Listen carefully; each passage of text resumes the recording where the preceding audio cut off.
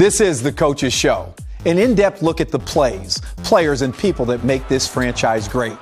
It's X's and O's, never heard stories, and because it's me, you know it's going to be a whole lot of fun. It's behind the scenes from before they made the scene. We got it covered from the baseline to the whiteboard, from the pick and roll to the high-low. Welcome to The Coach's Show. From obscurity to Linsanity, Jeremy Lin rose to the top of the NBA in a matter of weeks. But in Houston, he had a problem. Now in the City of Angels, the explosive guard is looking to return to those magnificent heights. It's been a long road from Harvard to the NBA. Let's go one-on-one with Jeremy Lin. Jeremy, who's been the most influential person in your life and why? I would say probably my mom or my older brother. Just growing up, spending a lot of time investing in me, and I used to be a troubled kid, so they always try to set me on the right path. I'm a pretty good judge of character. What kind of trouble did Jeremy Lin get into? I used to, cheat on tests and get kicked out of practice and bully kids and pretty much everything. I was getting in trouble a lot. When did you find the light to change and to become the Jay Lin we know? I think my junior year I broke my ankle before the championship game, and before that I was getting kicked out of practice and just had an attitude, and then after that it was just a 180. So it definitely changed my a lot of who I am around.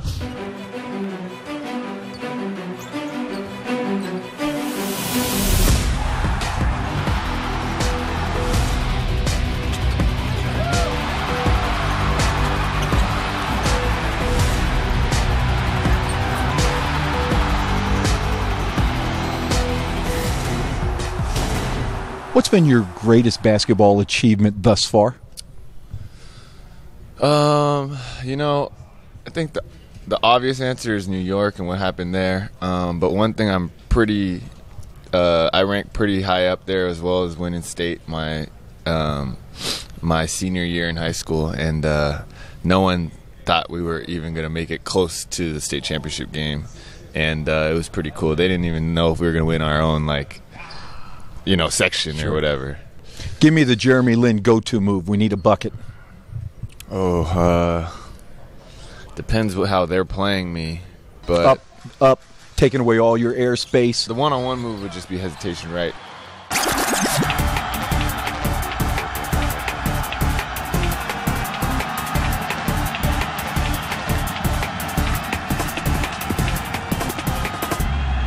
Do you remember the first time you dunked?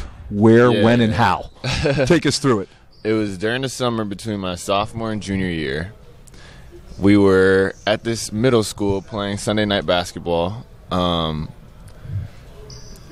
this one rim that was maybe an inch or two below.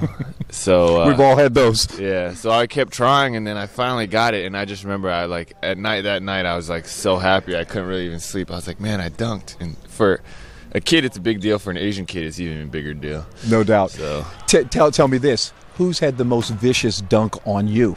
I don't know if I've really gotten dunked on. I've definitely been in the area and stuff. I would probably say John Wall had one where I kind of jumped. I kind of didn't go for it, but I was still there, and then he just kind of dunked it on my head. Who's been your toughest cover in the league? I would say just a really explosive, athletic types. So the John Walls, the Derrick Roses, Russell Westbrook type players. Lightning quick, dizzying speed, dead-eye shooters. How do you stop fast breaks led by NBA stars like John Wall? Simple. You build a wall. Well, maybe not that simple, but in the first bricks in that wall, getting back are the keys to transition D. The Lakers struggled with this early in the season, but they've shown improvement of late. In this week's Whiteboard Breakdown, I examine how a team stops transition by building a wall. We always hear coaches and analysts and broadcasters talk about building a wall. Well, it's plain and simple. We want our defense to be able to get back, get turned, and literally build a wall so that the offense doesn't get a layup. And it's real simple in transition. We always start with the I formation. And what that means is when a shot goes up, Some coaches have 2 men go to the offensive glass. Some coaches have 3 men go to the offensive glass. Some teams that aren't good in transition only have 1 offensive rebounder. But let's look at a team that has 3 players attack the offensive glass. Your 5, your 4, and your 3 are going to attack the basket when the shot goes up. But when a shot goes up, your 1 and your 2 have to get back. As this ball is coming down the floor, I want X1, our defensive point guard, not to be below the 3-point line. You've got to be the aggressor. If you pick up the ball here or here in the NBA, you're beat, because now this offensive guard has that full head of steam. So what I like to do, I want to now, as we're back and we're turned and we're in a stance and we're on the balls of our feet and that ball is coming right at me as you're watching this, I want to push up, and I call it a game of cat-mouse.